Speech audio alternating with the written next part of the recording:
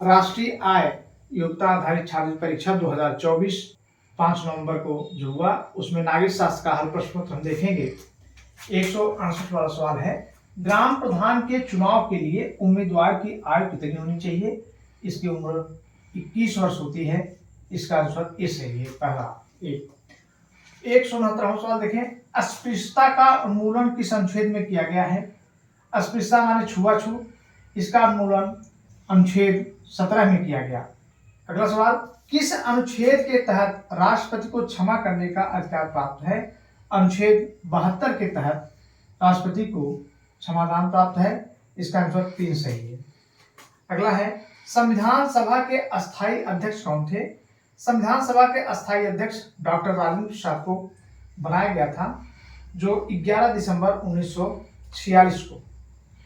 अगला सवाल, उत्तर प्रदेश के राज्यपाल कौन हैं? इस समय वर्तमान में उत्तर प्रदेश के राज्यपाल आनंदीबेन पटेल हैं। 173वां सवाल देखें, जिले में प्राथमिक शिक्षा की व्यवस्था करते हैं ये जिला बेसिक शिक्षा अधिकारी। दूसरा आंसर सही है।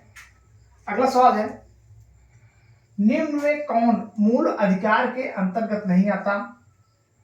स्वतंत्रता का अधिकार, समानता का अधिकार, संपत्ति का अधिकार, शोषण के विरुद्ध अधिकार। संपत्ति का अधिकार मूल अधिकार से हटा दिया गया है और अब यह मूल अधिकार के अंतर्गत नहीं आता। अगला सवाल देखें, निम्नलिखित में कौन सा विषय समवर्ती सूची में है? पुलिस, शिक्षा, रेलवे, वैदेशिक मामले। तो शिक्षा जो है समवर्ती सूची में है। समवर्ती सूची के विषयों पर केंद्र सरकार और राज्य सरकार दोनों नियम बना सकते हैं, कानून बना सकते हैं। 176वां देखें, लोकसभा के एक वर्ष में कम से कम कितने सत्र बुलाए जाते हैं? कम से कम 2 सत्र होना चाहिए, क्योंकि उसमें लिखा है कि 2 सत्रों के बीच 6 माह से अधिक अंतर नहीं होना चाहिए। अगला सवाल, मौलिक अधिकारों की संख्या है। इस समय मौलिक अधिकारों की संख्या 6 है। अगला सवाल, संविधान में कुल कितनी अनुसूचियां हैं?